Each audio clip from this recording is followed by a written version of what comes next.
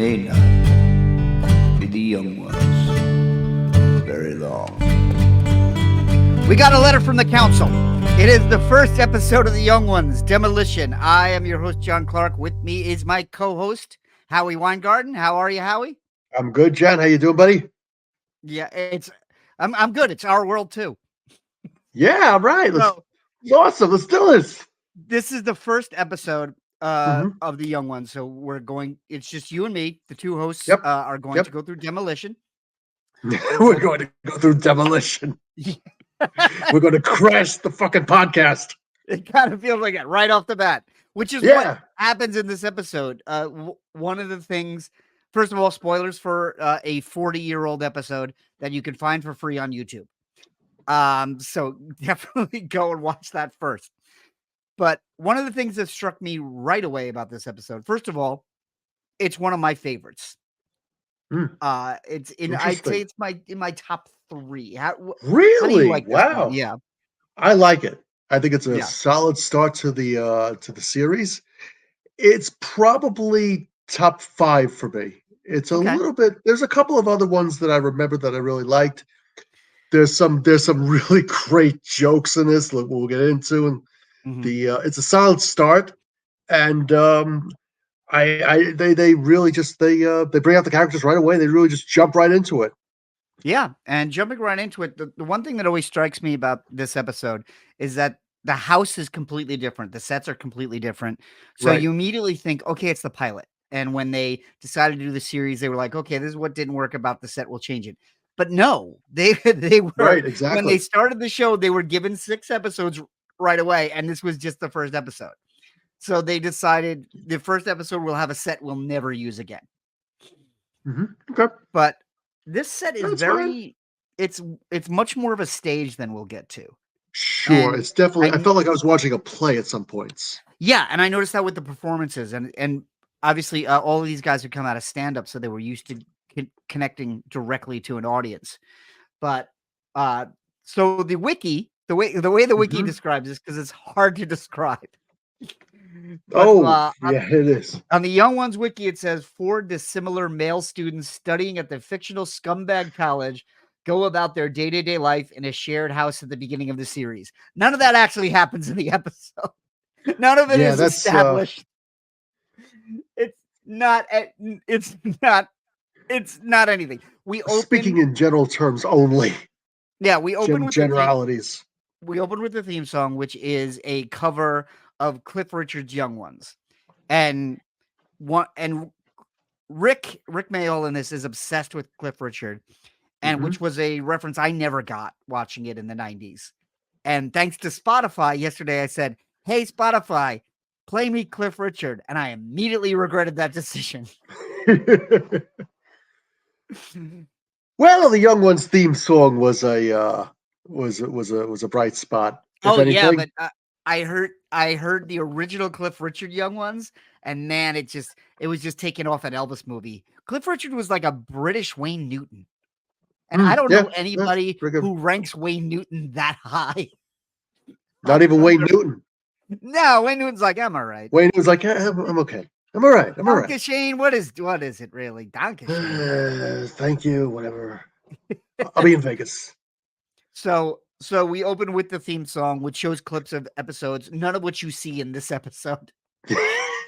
I saw like the cornflakes and the cat. I was like, wait. They must have filmed that like at some other point. It's just like, roll the dice and like what's going on? Yeah, obviously they filmed the entire series before they aired this one and just cut the beginning together. But it doesn't help you. And no, it doesn't. It doesn't give you anything. It's like also in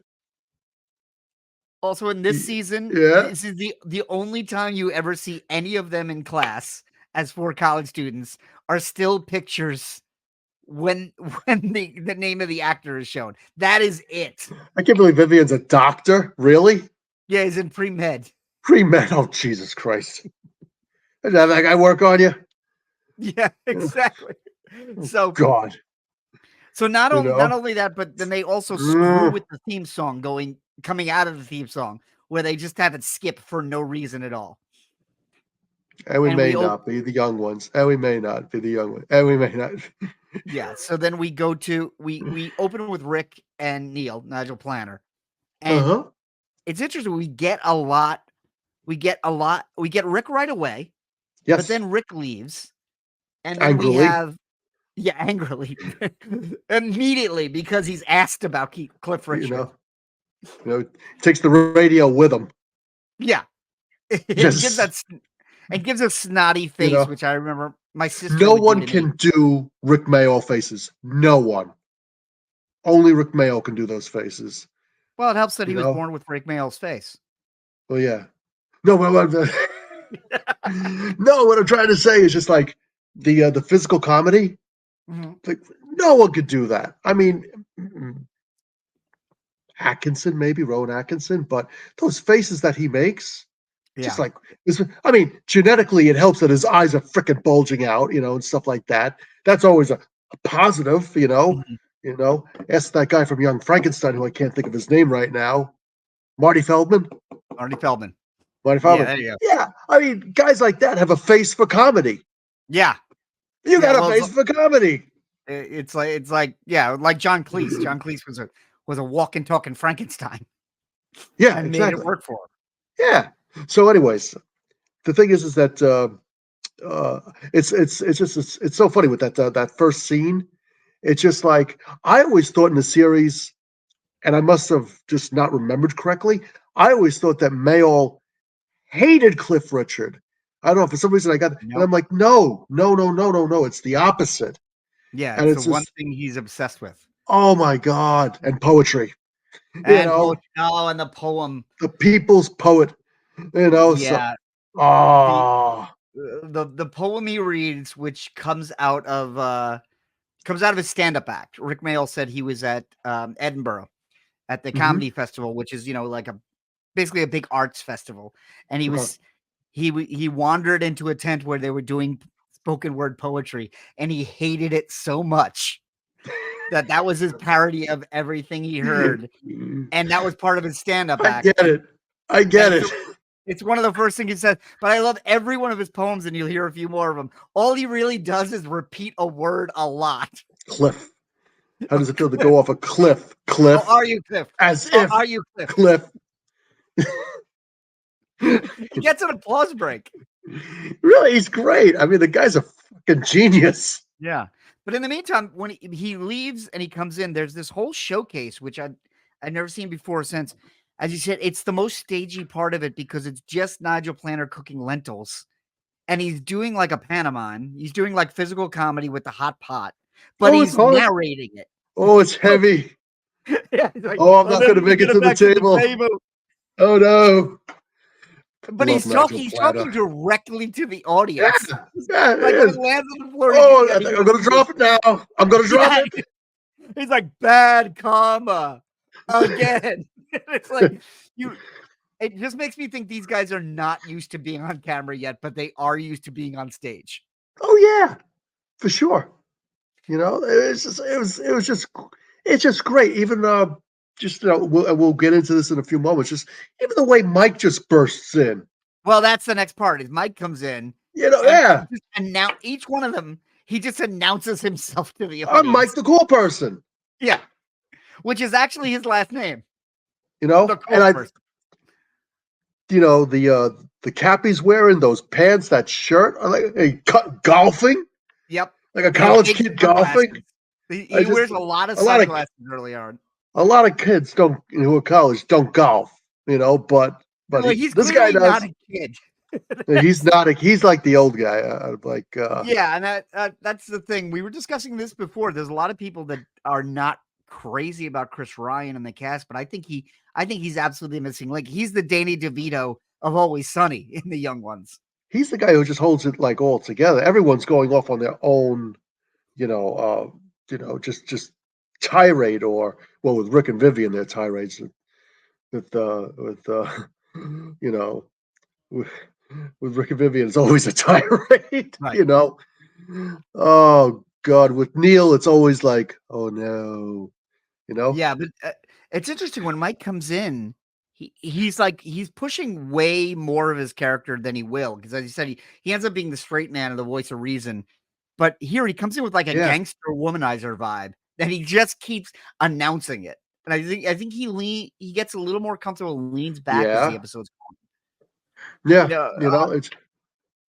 It's just, to me, it's just almost it's just like, and you can see it from just the whatchamacallit, like the just from that first scene. You can see how they are some sort of, in the broader sense of the definition, like a nuclear family. Right. Like, you know, hey, Mike comes in and he's asking the questions. So did anybody call for me? Yeah. He's just like, Someone with a list phone. No, we don't have a phone. But did someone with a list phone? yeah, exactly. And Neil is cooking. He's like, mom, Mm-hmm. you know, Self-hating mom. self-hating mom. Listen, I just made it. Not that you care. I worked hard all day. It's just, you know, it's Maybe we hysterical. should get a cat and I'll feed it to the cat. Yeah. This is all in And, his coming. and It's all in one line when he's calling people down to dinner. he's just like, oh, I'll eat the stuff with the most dirt in it. Or so, he's just like, he's amazing. Yeah, It's just, yeah. But the dynamics are all there. It's interesting because yeah, it has the feeling of all these guys that were doing stand up and right, sketch that weren't necessarily actors, but they're at least giving each other enough space where they're right. letting each guy go. They're not stepping on each other's toes. No, Because no. stand-ups traditionally, when stand-ups start doing sitcoms, they're very bad at listening to anyone else. Yeah. They just That kind of reminds me. stand around and wait for their next joke. I'm not going off on a tangent here, but it reminds me of that thing from Caddyshack where Rodney was just like, I'm bombing. There's nobody laughing. And the director had to say, Rodney, no one can laugh. It's the We're making a crew. movie. That's the crew. And he's just like, okay. you know? Oh, Yeah, Rodney, God bless him. it has Anyway, that feeling of like these guys that are really good at comedy, but they haven't figured out this form of comedy. And they had been doing Comic Strip Live, which were short films, which were a right. completely different Yeah. thing. But this is like 3-camera sitcom. I believe there's an audience. If hmm that's sweetened with a laugh track, but looking at the way they keep looking out, it seems like there's an audience. So they haven't quite found the balance yet. So everyone is coming in with this like look at me attitude. Sure, of course. You know? And it's probably the smartest episode to begin with. If they had produced all 6 episodes and they were like, oh, which one do you want to start with? You start with Demolition Right. because it basically gives you the dynamics of them. It's basically this. This is what the show is. This is what the show is going to be. Enjoy the ride. You Right. know. And they're really smart with their we mentioned this in our preview episode. There's no backstory at all. There's like No. a lot of shows would do, okay, this is the episode where all 4 of them meet. And Yeah. No. No. it's Not a famous necessary. example. I forget who said it. I feel hmm like Phil Rosenthal said it, who created Everybody Loves Raymond. He's like, the pilot episode is always how do we get to the show? Why don't you just make the show? Right. You know? Yeah. And that's what this is. They all know each other. We don't know them, but they all give themselves a moment. Correct. So after Neil cooks a giant pot of lentils, which he's then wiped off the floor and served them, and then he hmm charges for them, which they refuse to pay. You Then know, he says he made it because he's going to kill himself, and no one cares. and no one gives a shit. That was the first time I'd heard that. It's not often you hear suicide in a sitcom, and it's Well, even rarer that it's just breezily blown by. just okay. Goodbye, Neil. That's Yeah. it. Goodbye. When he leaves, Mike goes, it's just like falling asleep. you know, it's funny because before that scene, right? Mhm. This is one of my favorite lines, and because they speak about like death a lot. Yeah. Rick goes into the refrigerator, pulls out a guitar and smashes the two rats with it. And I'm like, oh my God. And it's just, and one of that, that stupid. So it's time to talk about the puppets. Oh, that knock knock joke, though, was amazing. Hey, knock knock, Euripides. Euripides trousers, Eumenides trousers. You know? Oh my God. I'm going to say it out here, and I will probably say it 11 more times on this show. I hate these puppets. Oh no. No, man, I'm completely I love these puppets. They're gross. They are the worst. They're absolutely unintelligible. Disgusting. They're awesome. Well, one of them there's two mice puppets rats, in this, and one two eats rats. the other one. Two rats, yes. Yeah. One eats the other one. You know, it's funny because like my wife walked by and she goes, "Why are these people all yelling at each other, and why do they hate each other so much?" And the only funny thing was the knock knock joke with the rats. And I'm like, all right.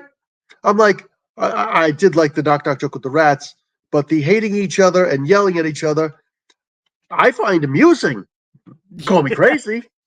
Your wife has never seen the young ones before. And she probably never will.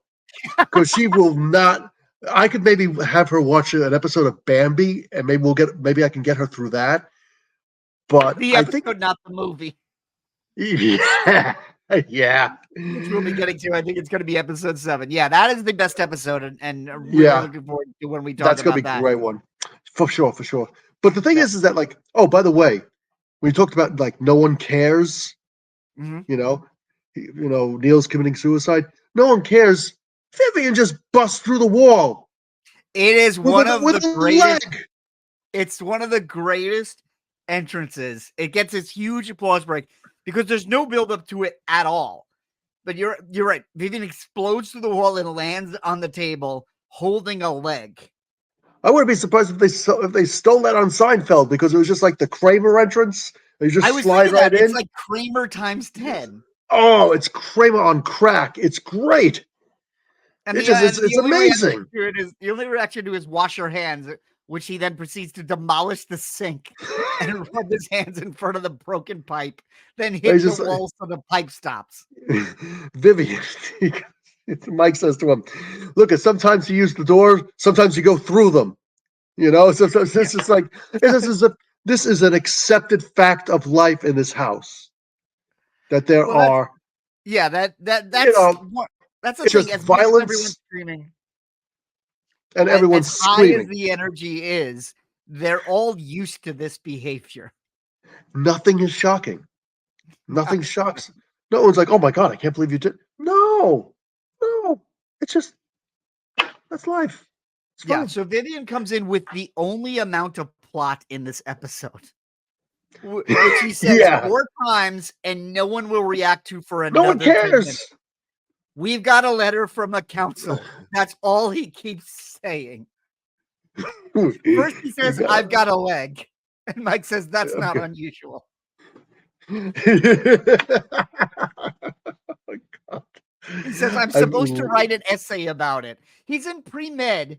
I've never been in pre-med. I have cousins that have gone through pre-med. I don't think they've ever been handed a leg and been told to write an essay on this leg. He's like, "I want to put it on the bottom of my car." Yep, he does. And he does. Yeah. What kind of freaking car is that, by the way? Holy shit! I don't. I don't even know. We'll get to it, but oh my God. In the middle of all this, Neil tries to commit suicide by hanging himself in the toilet, which doesn't work. Too much slack. Rick's reaction is that put the rent up by 1/3, which is the coldest line. Oh my God. And then we get the first cutaway. Yeah. With something you didn't see in shows at this point. It was like The Simpsons really made them popular because they were animated and they could show anything they wanted to for as long as they wanted to.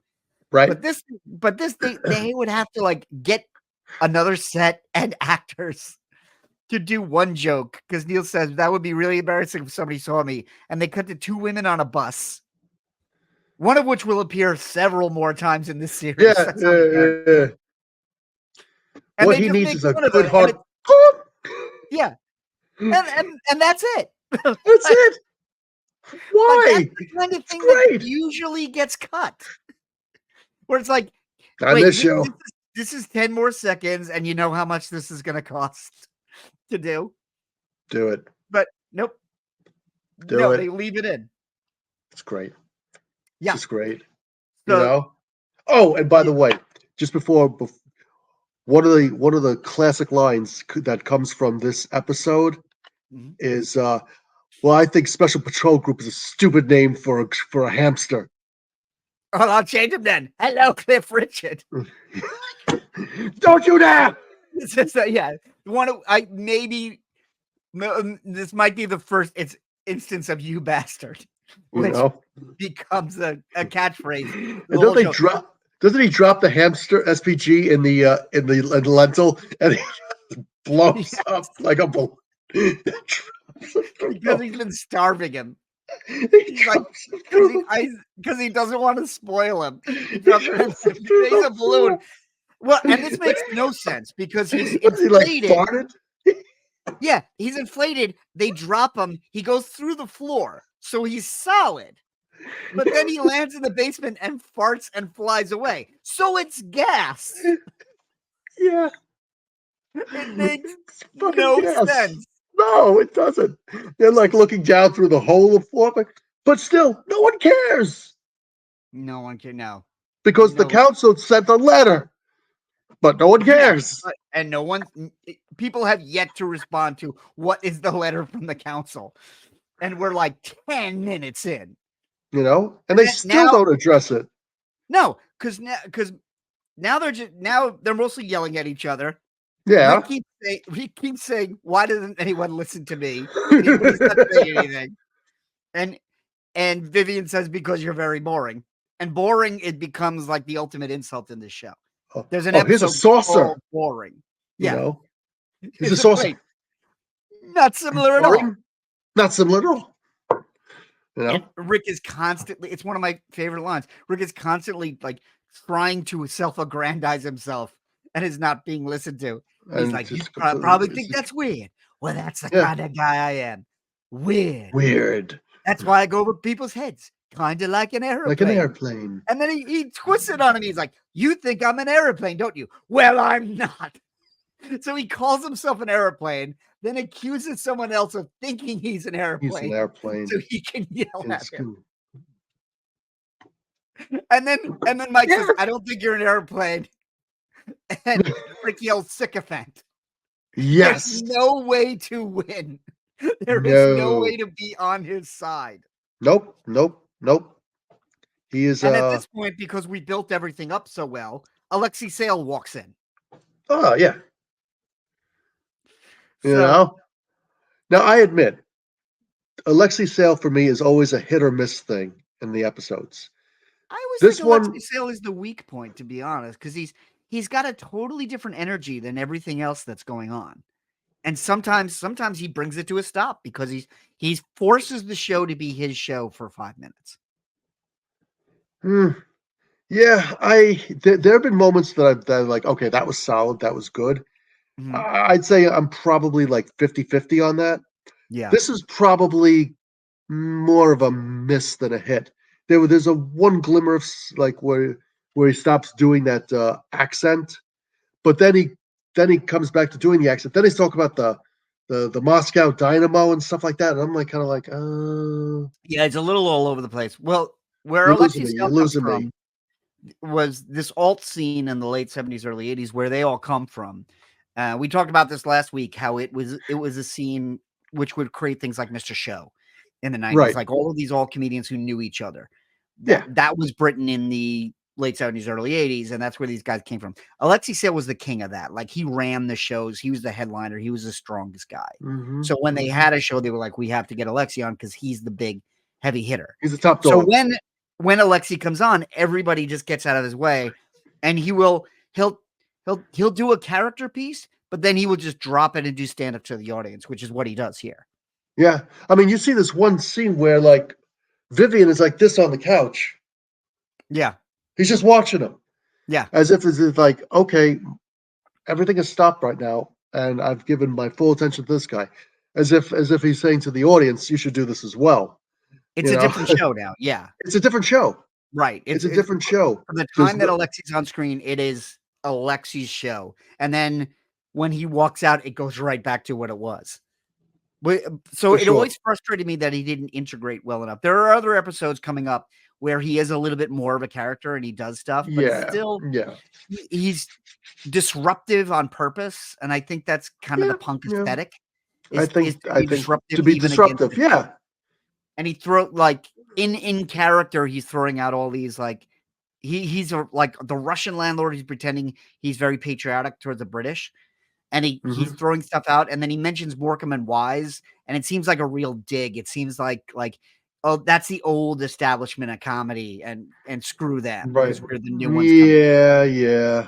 Because Morecambe and Wise were It's the comedy sure. team. They were big in the 60s. The Uh-huh. only Morecambe and Wise I've ever seen is in the Beatles anthology. The Beatles did their show, Okay. and they were Okay. very establishment. It was like Fine. it's Yeah. like if you went back and watched Milton Berle or Jack Benny, like or, it was that kind of they had a kind of variety show, Okay. and it Yeah, I mean, always when he said that I always felt like he was kind of kicking the old guard, you know. that's fine. Where he's like funny But comedians with the but hats and the thing, and you you know, know, does it always work? That's the thing. Is that you could be alt comedy, but are you, is it funny? Does it work? Does it make people yeah, laugh? In the and end, does it make people laugh? you're only the new guy once, and this show is 40 years old. So Alexi says a Right. long way from being the new guy. So then you have to think, okay, well, how large is your shadow loom? You know. Right. Yeah.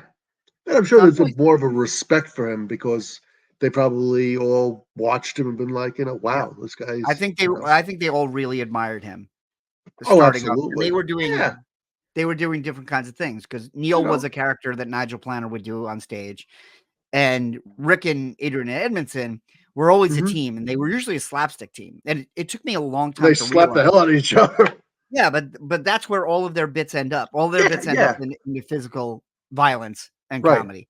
Well, It's the one not thing, really wordplay. There's a lot of yelling back and forth, but oh, it's yeah, not for sure. And it's not the one thing, witticisms. no, the one thing that I'll say about Sale is that Mhm. if let's say let's go on the premise that he is doing a stand up bit. You know what I'm saying?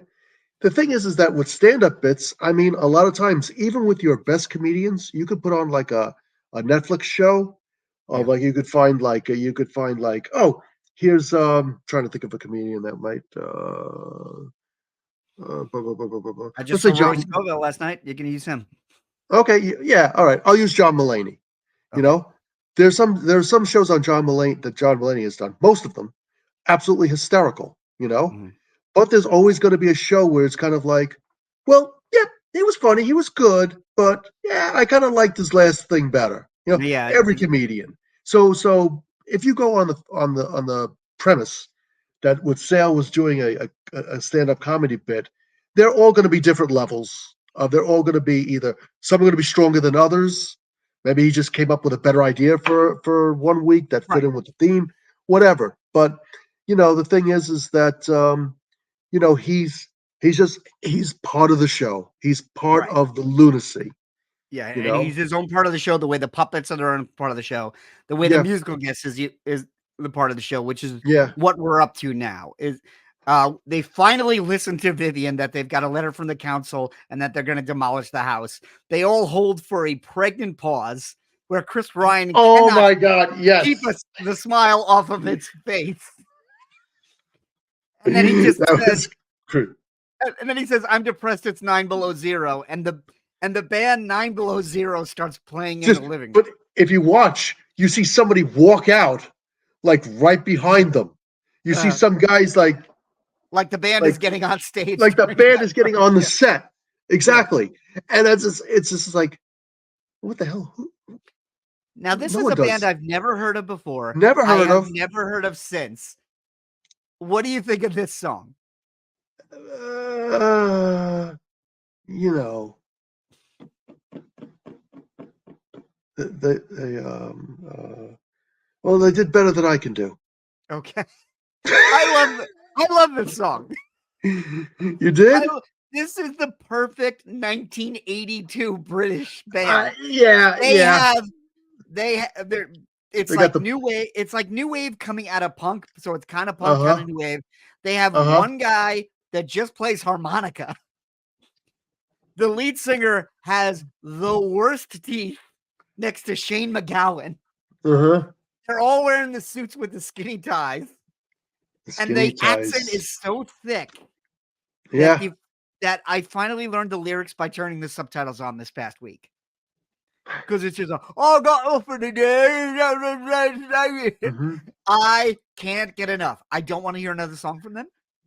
I don't I want to find their album, but I I I can't get enough of them playing that song. But I and then I Rick's dancing to it, but everyone ignores it. And when it ends, they just go right back into the plot. yeah. I just kind of sat there, and I admit during the band performance, I zoned out a little bit. Now Yeah. that's not going to happen. I guarantee you that's not going to happen with every band. But No, with but the that but, is going to happen with me more with some other bands. There are yeah. some bands that I'm not looking forward to seeing again. Oh yeah, I know. But But famously, there are bands on the show just so the whole show would get a bigger budget. So no one cares that the bands are there. No one integrates them in. Once or twice, there will be a reason for a band to be there, but very, very, very rarely. I mean, I'm not. I'm asking a question now. We're Nine Below Zero. Are they friends with these guys on the show? I mean, it is like, Not, hey, they we'll were give you a around in gig. Britain. They never crossed over. We're gonna see some bands that we have heard of. Oh, Nine for Below sure. Zero is not one of them, but they may No, well have been known in England at that time. and And I will hey, say this they tried. for a band that's not playing loud and playing pretty clean, those are some big ass Marshalls back there. Those are some big Marshalls. That's That's like full stacks of Marshalls. oh my So god. a guy can strum open chords on a Strat. And you can hear the harmonica just fine. Oh yeah, no, the harmonica You is know? louder than the lead vocal. Yeah, when we go to see Metallica, lead harmonica, James Oh god, Hetfield, you know? yeah. You know? Everybody gets out of the way of the harmonica. The harmonica is the Alexi Sale of the rock band. That is When the true. harmonica starts, everybody backs up. Just stop. Let it Yeah. go. So here is Let it where breathe. Vivian reveals his idea to destroy the house before the council can destroy the house, thereby winning. You know So, what? No wonder I love this show. Mhm. Because this is my logic. Okay. And I'm almost pissed off that I didn't think of this idea myself. But I was 10 years old at the time, or 11, or whatever, 12. Anyway, but the thing is this was like, they're going to try to destroy our house. Well, they won't be able to destroy the house if we destroy the house first. Not even we. I. I, He's not you asking know, anyone to help him destroy the house. And I was and he watching this. just, I was watching this with my 10-year-old who does like the young ones, but he hadn't seen this one. yeah. And as Vivian's like running through walls, he looks at me. He goes, "Does Vivian have super strength?" And I was like, "Yes." It doesn't, because he runs through the wall of the living room into the next house. Oh God, yeah. Which That is, was a weird scene. well, that leads us to our second cutaway, which is a scene that has lodged itself in my long-term memory, and it's never come out. There's an old couple in the dark warming their hands by a light bulb. It's just And it's talking like creepy in a way. oh yeah, totally creepy. It's They're fucking talking like a creepy. Russian novel. But Yeah, it's like that. Who's that guy that starts with a C? You know, that Russian Claudia novelist. Christian, No. Charles Dickens, No. Never Stephen mind. Colbert, No. It's a Russian guy. He writes this play, the and brothers nothing Karamazov. happens. I don't know. I can't remember it. Jesus Christ! I saw in college. I had to read this thing, and I'm like, "What the fuck am I reading? This is awful." Yeah, that is the style of I this. don't And want to again, say Chekhov because that's Star Trek. Chekhov. No, it is Chekhov. It's Anton Chekhov. Holy fuck, you're right. That's what Chekhov on Star Trek is named after. He's Anton I'm a Chekhov. moron. On I'm a Star fucking Trek, he's moron. Pavel It Chekhov. is Chekhov. I've been sitting here going, no, you moron. It can't be Chekhov. It's not Chekhov. You know, we're talking I was about starting to name things that started with K just to fuck with you. I was going to say I know. Stephen King in a second. You know, hey, why not? King with a C. See what a C. Yeah, But that scene yeah, is so bizarre. it's like And it goes on for it a just goes. while. It does. You're like, okay, I'm getting uncomfortable. You Yeah. know, not Because you you know don't know where the joke is. You don't where. know why you're looking at it. And you don't know when it will end. And is the joke only when they come in and say, "Shut up"? Is I that the joke? guess. But my favorite part of that has always been when the old man describes how the house was full of laughter. And then he describes the laughter and he goes, ah, Uh, ah, uh, he, he, and he has he. these terrified, depressed eyes when he says it. Like, And I remember when I first saw this, which was basic cable on Comedy Central, and then yeah. I taped it onto VHS, which was worse quality. I couldn't understand anything they were saying. By the way, except ha ha, and I'm like, uh, I don't know what he's saying, and I don't know why he's laughing like so this. you either I have to don't know buy what this, could have led up to this moment. put the subtitles on. By the way, I saw that you can actually, and I'm not recommending this. You can actually buy the Young Ones episodes on Apple TV. They look, all, Yeah, that's what I have. That's HD. what I'm watching. Yes. Oh, that's what you're watching. Yeah, I've been Yes. watching YouTube. Yeah. Yeah. I'm like, The YouTubes are basically like watching the VHS. people, yeah, We're watching. that's But exactly they're what they there. did. But they're there. They're there. Yeah. And then And they're yeah, good. Rick tells them to shut up because he wants to watch his favorite program. And this is the third cutaway, which is the biggest, Oh, longest. It's a full sketch. I loved it. Yeah, Loved it. you're using it as your subtitle, and I feel like it's the most pointed satire in the whole show. Howie, what is the next part called? Nosing around. Rick's favorite show, a show that speaks to the young. Yeah. What he says, it's so targeted, it only appealed to 2 or 3 people. And it's Ben Elton. Ben Elton, which is Yeah, is this funny thing is it's like for the longest time it's just like, oh shit, that's Ben Elton for fuck's sake. Oh my god. Ben Elton's kind of like Larry David and Seinfeld. Like You he know? gives himself a lot of different parts that you don't notice. But yeah, You he know, will not stop dancing. I think I'm It's not gonna just stop forced. dancing for the rest. It's just You know? forced dancing while he's like introducing segments.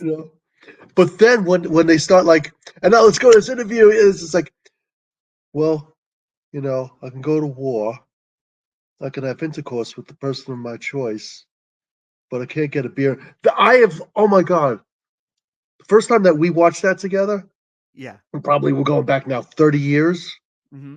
I was just like, that's brilliant. And then for a long time, I kind of forgot. You know what? When we first saw that, we couldn't go to a bar. That's true. Beer unless we knew the bartender, and we got to know several bartenders. And we got to know, and yeah, we had to because we were underage when we saw this. So I love that. I love that they put their finger on exactly what's frustrating about that age. It is frustrating about that that's age. all they care about, and they're all 16. Well, looking now at it as an older guy, it's kind of like, yeah, I can understand. Like sometimes that you go out to a bar, maybe you don't want the 18 and 19-year-olds there. I get that. They've got their own thing going on. We've got our thing going on, and a lot of times they're not the same thing that's going on. Right. Although when we were 19 and drinking in bars, there were a lot of other 19-year-olds we also didn't want in those bars. That is true. And there were probably 19 and 50-year-olds who didn't want us there anyways. Definitely. For sure. And now I drink at home like a real adult. I'm just like, do you know that the other day I actually popped up when you came over, I popped up one of those, you still had one of those Guinnesses left. Oh, wow. I was there 4 months ago. Yeah, that shows you That's how what much he I said. drink. Yeah. I Oh, don't, look out for you. you better hold on there, boy. Yeah, but Easy, easy kill. Nose it around. nosing around sketch feels like it was written with so much hate. There's Oh this yeah. real anger to it about like how stupid it is. And then their guest is like, he's like the headmaster of like Oxford. Yeah. And he's Oh my god. dancing. And he's dancing. And there's a line here Nose that it around. I do not understand. Yeah. Where he says, like, if you got a job, if you're on a dole, go see Roe. And the headmaster goes, but that doesn't mean I want you to seduce my parrot. What does that even mean? I don't know. Oh my god. I don't know what that means. I just know that, oh my god, I just like it's just like this show, it's just like it doesn't make sense. No, well, There's no logic to it. And that's what makes it brilliant. that's That's the what thing makes it about it. absolutely brilliant because it goes in directions where you're like, wait a minute, where are we going now? It's just like that's what makes it fucking brilliant. Because it's Yeah. just like name any other show that does that. Any other show. Well, that's the thing is we love the randomness of it, and we were talking about this last week. That the Yeah, randomness of it gave us the confidence to make our own stuff because we sure. didn't need to know what structure was. We didn't need to have a point. We could Right, just throw stuff exactly. in. But then looking back again, I'm like, really? There's no point because usually there's like a subtle point to the cutaway to underscore a moment in the story. Right, Like right. this, the Simpsons were masters at the cutaway, but there was always a reason for it to be there. There are Yeah. jokes and there are cutaways in this that have literally no reason except maybe to make fun of the format and the structure of sitcoms. I guess so, yeah. And you know what? Also, the thing is that like sometimes you just come up with an idea that's so good, but you don't know where to use it or how to use it, and you Yeah, just and kind of at like, that age, you just use it. and you just, you know what? Just fuck it, put it in. Let's just throw it in. Yeah, What I do you want think to do? also Rick's when watching you're TV.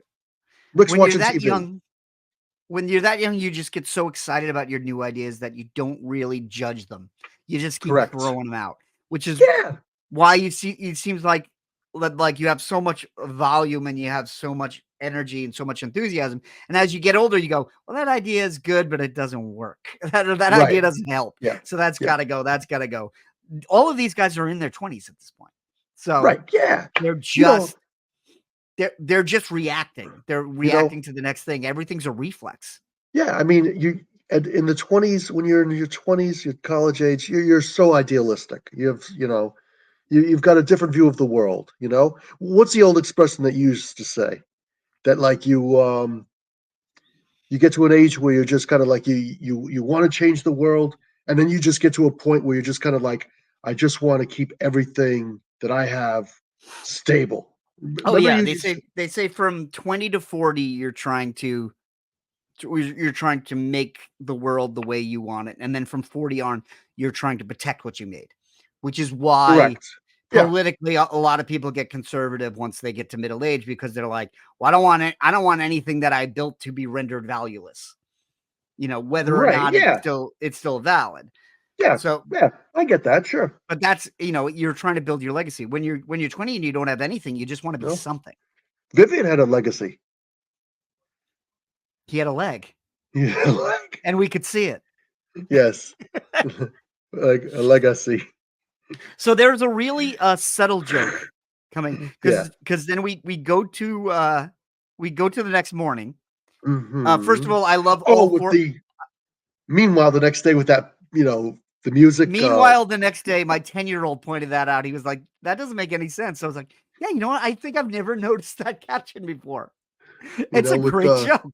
that is Dvorak's from the New World. That music, and it's a beautiful piece of music, and it's like it's supposed to be like going to America and seeing this whole new like grandiose like utopia, Yeah. There's no grandiose utopia in this world. No. Well, all four of them act at the same time in different ways to save the house, none of which works. So None of which.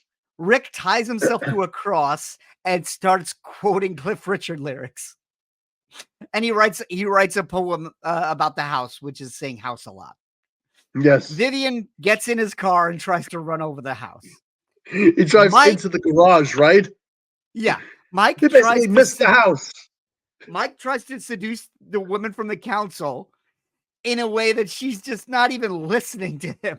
He's just bragging about having sex in beanbags, and he's inside a cue, and then he eats the chalk. Oh my God. She's like, and she gets tired of it, and she like grabs him by the neck and like lets out a Zulu war cry. Yeah. Again. And then 5 guys come out of a van with hammers, and then Neil's still trying to kill himself. He puts his head up right next to the thing. Yeah, and says, "Do it. Go ahead. Do it me a favor." Do it. He also walks out with more lentils. And when she asks him, like, who's the owner of the establishment? He freaks out and he's like, "I'm being hassled by a chick in the street." Oh God. So Neil. What does it take to cook a meal, Neil? With totalitarian vegetables. Oh, that's a joke. We went past that when he that's one of the most timely jokes is when he says, "Are these lentils South African?" What are you, racist? And it's like, but it's like such a woke kind of joke that it makes me realize, okay, this back then, it's perennial. Yeah, there's always going to be progressives who take things so far. And he says, "I bet you hate gay people," which in the early 80s is pretty progressive. Why would you say that? Like, it's just like, because I bet you also, he's like, well, first of all, he says, "I'm not going to eat black men." I bet you hate gay people too. And that's the one joke that I feel like could have been written today. Oh my God. And then he writes a poem about it could be, I don't know. A lot. How does it feel to cook a meal, Neil? Yeah. Oh, it's great. Totalitarian vegetables. Oh my God. I mean, these guys way ahead of their time. Way ahead of their time. This scene also has two of the greatest jokes for completely different reasons. Neil sees Rick on the cross and says, "You can't kill yourself that way. You'll never get in the last nail," which is a perfect joke. Perfect. I've thought about that joke probably every 2 weeks since I've heard it. And he's technically correct. Vivian starts biting the wall and says, "Some of these bricks explode." Never followed up on, never set up. Just, hey, some of these bricks explode. I remember writing a parody song where I said somebody bites the wall when he gets mad. I'm like, wow. Well, yeah. I didn't even realize that. I didn't even realize that. That was a parody of a Nirvana song, too. That's as far as I'll know. You know, I was just like, hey, wait, look at I'm following in Ade Edmondson's footsteps. I love it. You also wrote, my favorite lyric you ever wrote was "Everyone I know gets eaten by sharks." Because it rhymes with fart. I think they would have liked that. I liked it. I was very proud of it. You know? So we get to the end of the episode now. So there's bedlam going on. They don't know a way out. They come up with the most expensive way out and do it the cheapest way possible. Oh my God. Yeah. They cut to an airplane. There's two guys just sitting there, like doing nothing. They don't have anything in their hands. They're just two chairs. It's cheaper than Plan 9 from Outer Space.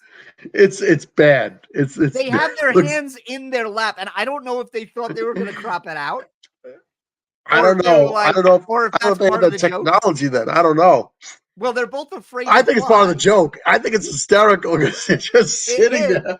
Well, they're both afraid to fly, so I always thought they were too scared to hold on to the joystick, and they were just sitting like this. But then, because they're not flying the plane crashes into the house. But they're in a good mood, shown by Rick saying, "Look, that plane is going to crash on us," and then it fades to black. Is that the reason then they changed the set? Then is that like, oh, we had to get rid of the other set. So let's go. You know, hey, you know, that house did blow up, but I don't know if maybe they were shooting the first one. They were like, this set's not working. I want to make some changes to the set. Well, we're blowing up the house in the first episode, so we can do whatever we want for the Yeah, second it's like the episode. 9th or 10th time that they've all been killed. Oh yeah. There's definitely a Kenniness. Well, and a complete abandonment of all logic. And then it ends with like a Looney Tunes title Oh card my that just God. says, "Now that's a funny thing." And No, that's a credits. funny thing. That is the pilot episode Episode of the of Young this Ones. show, The Young Ones. Beautiful. Summing it up, how does Absolutely. this discussion change any of your opinion about that episode? Oh, I mean, this episode is still in the I'm gonna say the top, third, 50%. I mean, we're gonna go through a lot of shows. This is like, oh wow, I remember that. That was a good show. It's like if you wanted to say, Demolition, it's good, but there are other funny ones that are out there. Hell yeah, I completely agree with you. If you want to say this one's a weak episode, I wouldn't agree with that because that's there's a lot of funniness, a lot of funny things that go on, funniness in this episode that are You're full of just funniness. that are classic. We've gone through. We're sitting here cracking up. It's Yeah, it's like I I don't think we'd be I laughing this love this. talking Gilligan's Island. That's what I'm saying. I love that. Yeah, I can't. I tried to watch. I tried to watch Gilligan's Island about 10 years ago. Its day is done. I loved it as a kid, As a but kid, as a as a kid in the kid, 70s. you know, Yeah, that I was what really you. love this episode, and I think the reason I love this episode so much is all 4 characters are so defined and so strong, and the tone Yeah, of the show is so set, and yeah, it'll yeah. go different places and it'll have different modes, but its main gear is so solid that as you said in the beginning, it's a great introduction to the It's a young ones. great introduction. It's a great And one. this was our introduction to the old young ones. The old young ones. 1 down, 11 to 11 to go. go, and The we can't next wait. episode, yes, the next episode is Oil, Oh, I love oil. which will introduce the main set. And for our show, will be the first show where we have a special guest. Yes.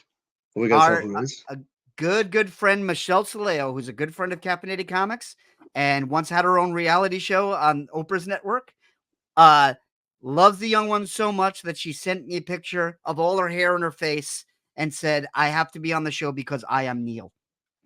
Oh my God, that's funny. So I'm really looking forward to that. The last time we talked to Michelle was on the MCU review. We had her on to talk about Iron Man 2. She accidentally watched Iron Man 1, did not remember ever seeing Iron Man 2, and it was one of the best shows we did. Okay. Now look, So I've never met Michelle. I don't know Michelle. I've never you spoken with will. Michelle. I'm sure she's great.